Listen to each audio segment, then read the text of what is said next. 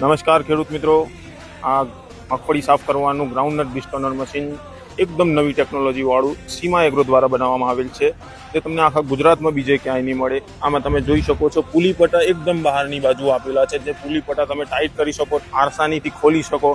પ્લસમાં કે આમાં જે આ કાપડ લાગે છે વારંવાર જે ફાટી જતું હોય છે, આ કાપડની ખાસિયત એ છે કે આ લેધર મિક્સ કાપડમાં બનાવેલમાં આવેલ છે.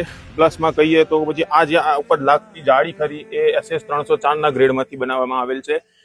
એકદમ નવી ટેકનોલોજી જે હું કહી રહ્યો છું એ આ રોલિંગ સિસ્ટમમાં લાગેલી છે. રોલિંગ સિસ્ટમમાં જે મગફળી ભેગી ધૂળ આવે, ઢેપા બાબતે 100% મશીન રિઝલ્ટ આપે છે.